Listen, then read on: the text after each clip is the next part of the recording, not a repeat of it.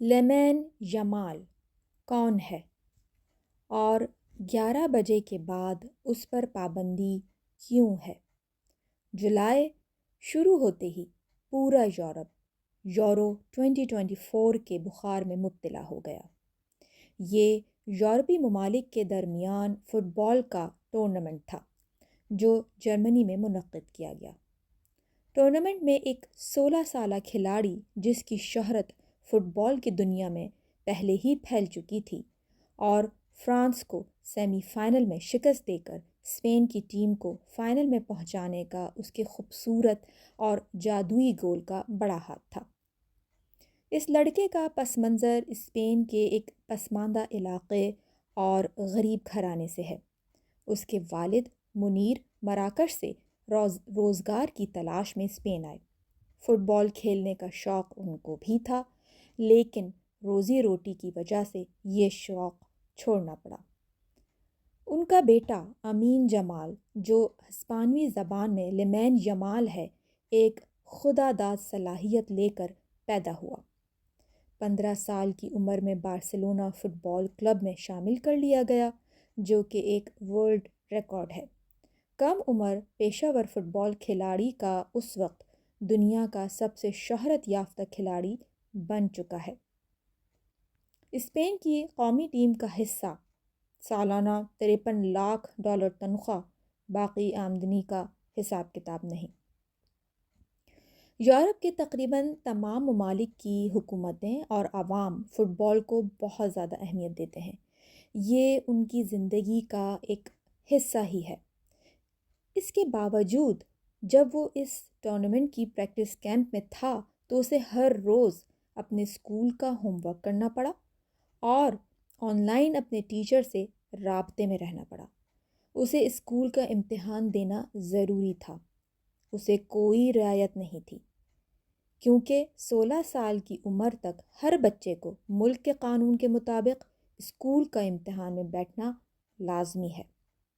Europe کے زیادہ تر ممالک میں اگر اسکول کی عمر کا بچہ جب والدین کے ساتھ بھی ملک سے باہر جا رہا ہو تو ان سے پوچھا جاتا ہے کہ ان کے پاس اسکول کی چھٹی کا پرمیشن لیٹر ہے۔ اگر ان کے پاس پرمیشن لیٹر نہ ہو تو بچے کا جانا مشکل ہے۔ اسی ٹورنامنٹ کے دوران وہ 17 سال کی عمر کا ہو گیا۔ یہ ٹورنامنٹ جرمنی میں ہو رہا تھا اور ایک پرابلم یہ تھی کہ جرمن لیبر قوانین کے مطابق 18 سال سے کم عمر بچہ رات کے 8 بجے کے بعد کوئی ایسا کام نہیں کر سکتا جس کے عوض اسے معاوضہ ملتا ہو۔ یعنی رات کے 8 بجے کے بعد اسے کام کرنے کی اجازت نہیں۔ ایتھلیٹ اور فٹ بالر کو رات کے 11 بجے تک کی رعایت ہے۔ اب مسئلہ یہ تھا کہ زیادہ تر اہم میچز رات 9 بجے شروع ہو رہے تھے۔ اس کا مطلب یہ تھا کہ 11 بجتے کے ساتھ اس کو میدان چھوڑنا پڑے گا، چاہے اس کی ضرورت اور اہمیت کتنی بھی کیوں نہ ہو، ورنہ اسپین کی ٹیم کو $32,000 کا جرمانہ دینا پڑے گا اور کچھ پابندیاں بھی لگ سکتی تھیں۔ اور اسپین کی امیدیں اسی سے وابستہ تھیں، اور یہ مسلمان بچہ بھی ہر میچ سے پہلے ہاتھ اٹھا کر دعا کرتا تھا اور اس نے اللہ کی مدد سے اپنی ٹیم اور ملک کو مایوس نہیں کیا۔ 11 بجے سے پہلے ہی اپنا کام کر دکھایا اور میدان چھوڑ دیا۔ کل اسپین یورپ کا فٹ بال چیمپئن بن گیا۔ پورے ٹورنامنٹ میں اس کے گھر کا ہر فرد میڈیا کی توجہ کا مرکز بنا رہا اور مبارکباد کے میسیجز سوشل میڈیا پر بھرے رہے۔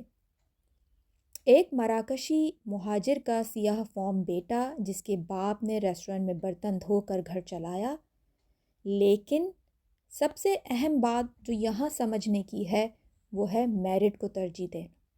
نہ ذات پات کو ترجیح دی گئی، نہ رنگ و نسل کو ترجیح دی گئی۔ یہ ہے انصاف کا نظام۔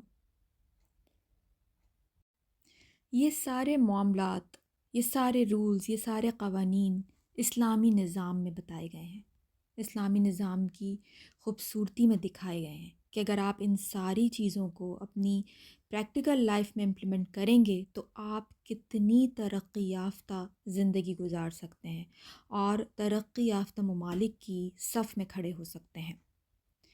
یہاں پر ایک اہم بات اور ہے کہ جب ہمارے پیارے نبی صلی اللہ علیہ وآلہ وسلم نے اپنا آخری خطبہ دیا تو اس میں یہی اہم پوائنٹس انہوں نے ریز کیے تھے کہ نہ کسی عربی کو اجمی پر، نہ کسی گورے کو کالے پر کوئی فوقیت حاصل نہیں، سب برابر ہیں اور سب کو برابر کے حقوق حاصل ہیں۔ یہ ہیں گولڈن رولز، یہ ہیں گولڈن قوانین جو اگر آپ امپلیمنٹ کریں گے تو ہی آپ ترقی پا سکتے ہیں۔ اللہ تعالیٰ ہمیں ایک دوسرے کا خیال کرنے والا بنائے، کسی کی حق تلفی کرنے سے بچائے اور ہمیں سیدھے سچے راستے پر چلنے والا بنائے، ان لوگوں کے راستے پر جن پر تو نے انعام رکھا ہے۔ آمین ثم آمین یا رب العالمین۔